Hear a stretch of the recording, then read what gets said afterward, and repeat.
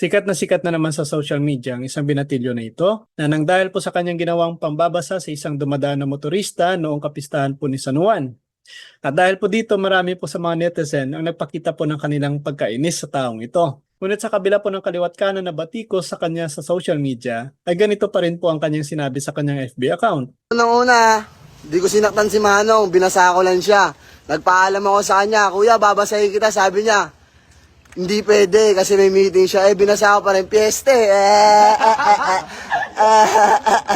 Kaya lalo pang nagdulot ito ng pagkainis sa mga netizen na instead na humingi ng pasensya sa kanyang ginawa, ay lalo pa itong nagpakita ng kanyang pang-iinsulto sa mga tao. Marami nang ang gumawa ng reaction video patungkol po dito at ipinahayag ang kanilang pagkondina sa ginawa ng binatilyo. Tapos babasahin mo, dinaabala sila na ikaw kasi, kayo kasi, wala kayong ginagawa. Kayo kasi, lamang sa inyo, marami sa inyo, may walang trabaho na wala na kayong pake kung makakaabala kayo ng tao. Ang gusto nyo lang is mapasaya yung mga kanya-kanyang sarili. Nasa punto pong ito, ano bang nararapat na gawin sa pangyayari nito? Ang ginawa po ng binatilyo ay malinaw po ng maling pag-uugali. Sa anumang sitwasyon, ang pambabasto sa kapwa ay hindi katanggap-tanggap kahit na sabing for content only. Ang mga kapistahan ay mga okasyon na dapat puno ng saya at pagkakaisa, hindi ng kaguluhan at insulto. Ang kanyang ginawa po ay nagdulot po ng perwisyo sa motorista at sa mga tao nakapanood ng video na nagbigay po ng negatibong imahe sa kanya. Ang paghingi po ng tawad ay isang mahalagang hakbang upang maitama ang mali. Sa halip na lalo pang manginsulto, sana'y nagpakumbaba siya at humingi ng tawad sa kanyang mga nagawa. Ang pag-amin po ng pagkakamali at pagpapakita po ng pagsisisi ay nagpapakita ng pagiging responsable at may malasakit sa damdamin ng iba. Sa panahon ngayon, ang mga aksyon natin ay madaling kumalat sa social media. Dapat tayong maging responsable sa ating mga ginagawa dahil ito po ay maaaring magdala ng malaking epekto sa ating reputasyon at sa tingin ng ibang tao sa atin. Ang maling paggamit po ng social media upang manginsulto o magpakalat po ng negatibismo ay maaari pong magresulta sa mga hindi kanais-nais na pangyayari tulad ng online bullying at pagkasira po ng imahe. Kaya ano pong dapat natin gawin? Una po dito, magpakita po ng respeto sa kapwa. Laging tandaan na mahalaga pong respeto sa lahat ng tao. Ang respeto po ay nagbibigay daan sa isang maayos at mapayapang pamumuhay. Ang pagpapakita po ng magandang asal sa ibang tao ay nagdudulot po ng positibong epekto sa ating lipunan.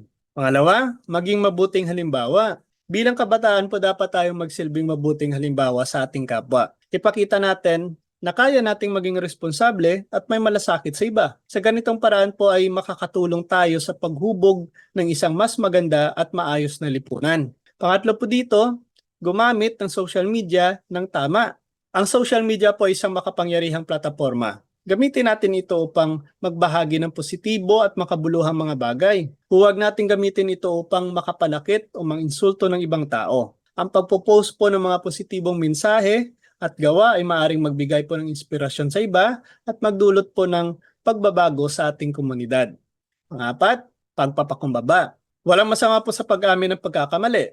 Ang pagpapakumbaba ay isang tanda ng tunay na lakas at pagkatao. Ang pagtanggap ng ating mga pagkakamali at pagsisisi sa mga ito na nagdudulot po ng kapayapaan sa ating sarili at sa ating mga nakasakit.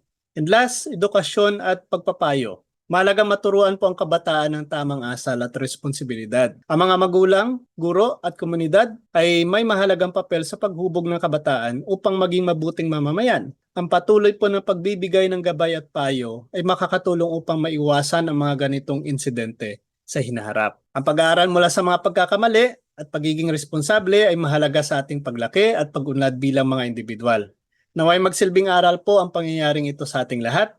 Ang bawat isa sa atin ay may kakayahang magdulot ng positibong pagbabago sa ating komunidad sa pamamagitan po ng pagpapakita ng tamang asal at paggamit ng social media sa makabuluhang paraan.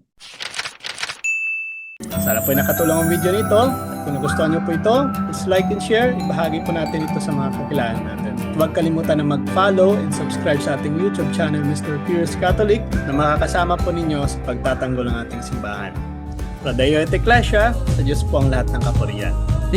Hello mga kapatid, follow and subscribe Mr. Curious Catholic. Marami tayong matutunan, mapupuno po yung ating isipan sa mga katotohanan. Dahil ang katotohanan na magbigay sa atin ng tunay na kalayaan. God bless. Hello mga kapatid, inanyayahan namin kayo, huwag niyong kalimutan mag-subscribe sa kay Bro Dens Oberio, Mr. Curious Catholic. Marami kayong matutunan sa pamamagitan ng pagsubaybay niyan sa pagsagot sa pananampalataya na inaatake ng ating mga kapatid sa iba yung pananampalataya, and they are not only attacking the teachings of the Catholic Church but proselytizing the good numbers of the Catholic. At sa pamamagitan sa pagsunod ninyo nitong Mr. Curious Catholic page and YouTube channel, dami ninyong matutunan. Isabuhay natin ang ating matuto. Rodillo et Iglesia.